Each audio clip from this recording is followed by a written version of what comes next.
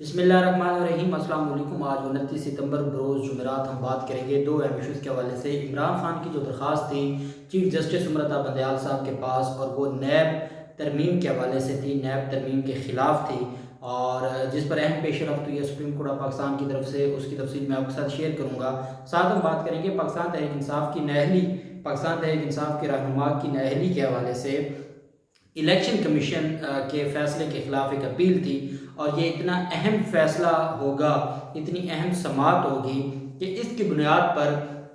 Election commission का जो किरदार है वो सुप्रीम कोर्ट ऑफ पाकिस्तान उसको मुतय्यन करेगी। अहम आज समाअत हुई है, उमर अता बंदयाल साहब की सरबराही में ही समाअत हुई है, उसकी तफसील भी मैं आपके साथ शेयर करूँगा। उससे पहले मैं आपको बताता चलूँ कि आसिफ जरदारी की मशकूक ट्रांजैक्शन केस में, आसिफ जरदारी ये 8 अरब के मशकूक ट्रांजैक्शन केस हैं जिसमें आसिफ जरदारी के ख़िलाफ़ एक रेफरेंस फाइल किया गया था, और आसिफ जरदारी ने उसमें बरीयत की दरख्वास्त दायर की थी। पहले जो बरीयत की दरख्वास्त दायर की गई थी उसमें जो मुख्तलिफ अदालत में जो ग्राउंड्स ली गई थी वो डिफरेंट थी। अब जब नैब तरमीमी ऑर्डीनेंस आ गया और हर जो रहनुमा है, सियासी रहनुमा है, उसको मद्देनज़र रखते हुए, उसको सामने रखते हुए एक एक सेक्शन में जो नैब का सेक्शन है उसमें तरमीम की गई, तो आसिफ जरदारी को भी मद्देनज़र रखा गया। आसिफ जरदारी को इस तरह मद्देनज़र रखा गया कि एक तो आसिफ जरदारी के जो केसेस थे इस्लामाबाद में, वो इस्लामाबाद से कराची मुंतकिल हो जाएंगे। सबसे बड़ा मसला आसिफ जरदारी का ये था कि मेरे जो केसेस हैं वो कराची की नैब अदालतों में हूँ, क्योंकि कराची की नैब अदालतों में मैनेज करना कदरे आसान है। जब भी आज तो हालात इनके इस्लामाबाद में भी इनके मुताबिक हैं, लेकिन इनको ये लगता है कि कराची में तो हमेशा इनके मुताबिक ही रहने हैं, जो इनकी खाम ख्याली है। लेकिन इनको लगता तो है, अब चूंकि वो सारी चीज़ें जो इमरान खान की तरफ से, और इमरान खान ने ये कहा है कि मैं आसिफ जरदारी एंड कंपनी को फारिग कर दूंगा सिंध से, लेकिन इनको ये लगता है कि ये हमेशा हमेशा सिंध में रहेंगे। इस वजह से इनका ये मकसद था कि इस्लामाबाद से केसेस ट्रांसफ़र हो जाएं। अच्छा, इनके केसेस कराची से इस्लामाबाद ट्रांसफ़र हुए थे on the order of supreme court. Supreme court के ऑर्डर की बुनियाद पर ये केसेस ट्रांसफ़र हुए थे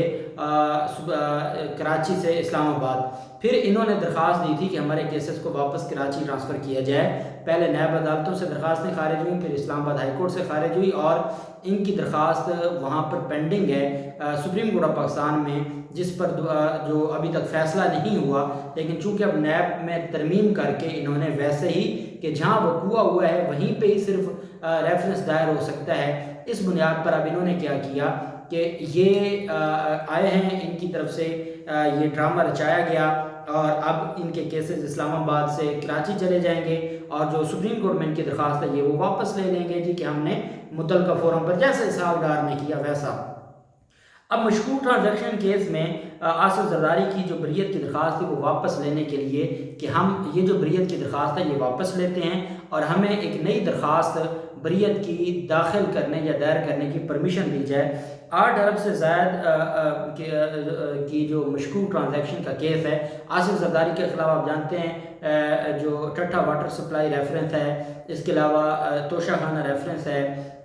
बाकी जो मनी लॉन्ड्रिंग का इनके खिलाफ है, पार्क लेन का रेफरेंस है, मुख्तलिफ इनके खिलाफ रेफरेंस हैं जो मुख्तलिफ अदालतों में पेंडिंग हैं। और इसकी वजह यह है कि आसिफ जरदारी का जो खेल था वो इस्लामाबाद हाई कोर्ट ने इनको मेडिकल ग्राउंड पर ज़मानत दे के वो खेल बना दिया था, तो इनके खिलाफ 6 से 7 रेफरेंस हैं जो इस्लामाबाद में पेंडिंग हैं। उसमें एक है 8 अरब रुपए की जो 8 अरब रुपए की मशकूक ट्रांजैक्शन का केस है, वो इन्होंने इस्लामाबाद हाई कोर्ट में बरीयत की दरख्वास्त दायर की हुई थी, और इन्होंने फिर इस्लामाबाद हाई कोर्ट में एक और मुतफरक दरख्वास्त दायर की है कि हमें हमारी दरख्वास्त वापस दी जाए, क्योंकि अब नैब तरमीमी ऑर्डीनेंस आ गया है, तो अब हम मुतलका दोबारा वापस नैब अदालत में जाएंगे और नैब अदालत से हम अपना फ़ैसला लेंगे, क्योंकि वहाँ उनके मामलात मैनेज हो चुके हैं। इस वजह से आसिफ दरख्वास्त पर जो पहले आसिफ जरदारी की दरख्वास्त नैब अदालत ने मुस्तरद कर दी थी, उस फैसले के ख़िलाफ़ ये इस्लामाबाद हाई कोर्ट में गए थे, अपील फ़ाइल की थी, वहाँ पर पेंडिंग थी कि साबिक़ आसिफ जरदारी की, और इसमें हाई कोर्ट ने एहतसाब अदालत की जो कार्रवाई है उस पर हुक्म इम्तनाई जारी रखा हुआ है, स्टे ऑर्डर जारी किया हुआ था। हालांकि जो क्रिमिनल कार्रवाई है उस पर कभी स्टे ऑर्डर जारी नहीं होते। हमारे यहाँ 90 जो % کبھی بھی کرمنل کارروائی پر اسٹے آرڈر جاری نہیں کیا جاتا، لیکن آصف زرداری کو اسٹے بھی ملا تھا۔ وہ اسٹے کے پیچھے کئی مہینوں سے اپنے آپ کو 8 ارب کی جو مشکوک ٹرانزیکشن کیس ہے اس سے بچا کے بیٹھا تھا۔ اسلام آباد ہائی کورٹ میں درخواست دائر کی، اسلام آباد ہائی کورٹ نے منظور کر لی اور کہا کہ جائیں آپ بھی موج کریں اور اپنی نیب عدالت میں درخواست دیں اور وہاں سے آپ جو نیا ترمیمی بل ہے اس کے تحت آپ وہاں جا کے ضمانت لیں اور آپ کا جو ریلیف بنتا ہے وہاں سے لیں۔ فیصل وابڈا کی جو درخواست ضمانت ہے، فیصل وابڈا کی جو اہلی کے خلاف جو درخواست ہے، جو فیصلہ ہے، یہ اپیل ہے بیسیکلی۔ الیکشن کمیشن نے ان کو تاحیات نااہل کیا تھا۔ فیصل وابڈا کا جو سٹانس ہے وہ یہ ہے کہ الیکشن کمیشن ایک عدالت نہیں ہے، الیکشن کمیشن تاحیات نااہل کیسے کر سکتا ہے، آرٹیکل 62(1)(f) کے تحت کیسے کارروائی کر سکتا ہے۔ جو توشہ خانہ ریفرنس میں عمران خان کے خلاف الیکشن کمیشن فیصلہ دینا چاہتا ہے، بالکل ویسا ہی فیصلہ وہ پہلے فیصل وابڈا کے خلاف دے چکا ہے۔ فیصل وابڈا نے اسی بنیاد پر اسلام آباد ہائی کورٹ میں چیلنج کیا۔ آپ جانتے ہیں اسلام آباد ہائی کورٹ ایک ہی بات کرتی ہے جی کہ وہ ایک الگ ٹرائبونل ہے، ہم ان کے معاملات میں انٹرفیئر نہیں کریں گے۔ یہ معاملہ سپریم کورٹ میں گیا اور سپریم کورٹ میں عدالت میں سماعت ہوئی، اور یہ اس وجہ سے بھی اہم سماعت ہے کہ چیف جسٹس امرتا بندیال صاحب سربراہی کر رہے ہیں، اور اس میں سپریم کورٹ آف پاکستان نے یہ کہا تھا کہ جو اہم سوال ہے جو الیکشن کمیشن سے بھی پوچھا ہوا ہے، جو فیصل وابڈا کے وکیل سے بھی کہا ہے، اور جو اٹارنی جنرل صاحب سے بھی پوچھا ہوا ہے کہ یہ بتایا جائے کہ کیا الیکشن کمیشن ایک عدالت ہے، کیا وہ عدالتی اختیار استعمال کر سکتی ہے، کیا الیکشن کمیشن کے پاس یہ اختیار ہے کہ وہ 62(1)(f) کے تحت نااہل کرے۔ یہ 3-4 کویسچن آف لا تھے جو عدالت نے جس کا جواب مانگا ہوا ہے تمام فریقین سے۔ آج جب اس پر سماعت ہوئی تو اس میں جو فیصل وابڈا کی سماعت پر چیف جسٹس امرتا بندیال صاحب نے سماعت کی، اور عدالت میں امرتا بندیال صاحب نے کہا کہ ابھی ہم اس کے اوپر جو سماعت ہے وہ اگلے ہفتے سے شروع کریں گے۔ تو فیصل وابڈا کے وکیل نے کہا جی کہ 3 سے 4 سماعتیں ہیں جو گزر چکی ہیں، اور ہمارا معاملہ ایسا ہے، الیکشن کمیشن دھڑا دھڑ ہمارے لوگوں کے خلاف فیصلے دی جا رہا ہے، اور آپ نے ایک کویسچن آف لا اٹھایا تھا، اس کویسچن آف لا کو ڈیسائیڈ کرنا بہت ضروری ہے، کیونکہ الیکشن کمیشن تو عدالت بن کے توہین کمیشن کی کارروائیاں بھی کر رہا ہے، وہ تو آرٹیکل 62(1)(f) کے تحت تاحیات نااہلی بھی کر رہا ہے، تو وہ ہے تو نہیں عدالت۔ تو جب وہ عدالت نہیں ہے تو وہ یہ سارا کچھ کیسے کر سکتا ہے؟ امرتا بندیال صاحب نے فرمایا کہ ہم 4 اکتوبر سے روزانہ کی بنیادوں پر اس درخواست پر سماعت کریں گے، اور 3-4 دن میں ہم اس کا فیصلہ کریں گے۔ تو مطلب یہ ہوا کہ اکتوبر کے پہلے ہفتے میں جہاں پر الیکشن کمیشن توشہ خانہ ریفرنس میں عمران خان کے خلاف 62(1)(f) میں فیصلہ دینے کے لیے تیار بیٹھا ہے، وہیں پہ منگل کے دن جو پہلا ہفتے کا دوسرا دن ہے، اکتوبر کے پہلے ہفتے کا دوسرا دن ہے، اس پر فیصل وابڈا کی اپیل پر الیکشن کمیشن کے جو عدالتی اختیارات ہیں اس کے اوپر باقاعدہ سماعت شروع ہونے جا رہی ہے، اور مجھے لگتا ہے کہ وہ اگر میکسیمم بھی ہوا تو جمعے کو فیصلہ آ جائے گا۔ یہ فیصلہ بہت ضروری ہے، یہ بہت اہم فیصلہ ہے، اور مجھے لگتا ہے کہ جب یہ معاملہ سپریم کورٹ میں پینڈنگ ہوگا تو تب الیکشن کمیشن اتنی جرأت نہیں کرے گا کہ وہ عمران خان کے خلاف جو توشہ خانہ ریفرنس ہے اس میں کوئی اس طرح کا فیصلہ دے دے، وہ ایسا نہیں کرے گا۔ لیکن یہ ایک اہم سماعت ہے، اور میں یہ سمجھتا ہوں کہ یہ جڑا ہوا ہے الیکشن کمیشن کے تمام اختیارات، تمام پی ٹی اے رہنماؤں کے خلاف کارروائیاں اور توشہ خانہ کا جو فیصلہ ہے، ان تمام چیزوں کے ساتھ جڑا ہوا ہے۔ آپ دیکھتے ہیں کہ 4 اکتوبر سے عدالت کیا اس پر سماعت کرتی ہے۔ اچھا، دوسری اہم جو عمران خان کی درخواست تھی نیب ترمیم کے خلاف، اس کے اوپر میں نے بطور قانون کے طالب علم ایک دل کا دکھ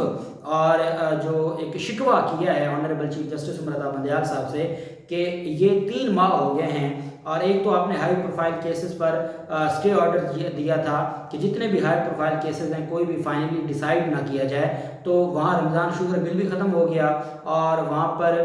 جو اسلام آباد ہائی کورٹ نے مریم نواز کو بھی بری کر دیا۔ تو آپ کا جو ہائی پروفائل جو اصل نوٹس تھا ہائی پروفائل کیسز میں سیاسی مداخلت سے متعلق، حکومتی شخصیات سے متعلق، وہ آپ نے پینڈنگ رکھا۔ دوسرا جو عمران خان کی اتنی اہم درخواست تھی، اور وہ تھی نیب ترمیم کے خلاف، کہ جس کی وجہ سے ہمارے ملک میں جو ہمارا ملک کا خزانے کو چرانے والے ہیں، ہمارے ملک سے چوری کر کے بیرون ملک جنہوں نے جائیدادیں بنائی ہیں، گھر بنائے ہیں، بلڈنگز بنائی ہیں، وہ لوگ ان کو اپنی ہاتھ کی صفائی سے وہ بری ہوتے جا رہے ہیں، اور ہماری عدالتیں ایک مہینے کی جو لاسٹ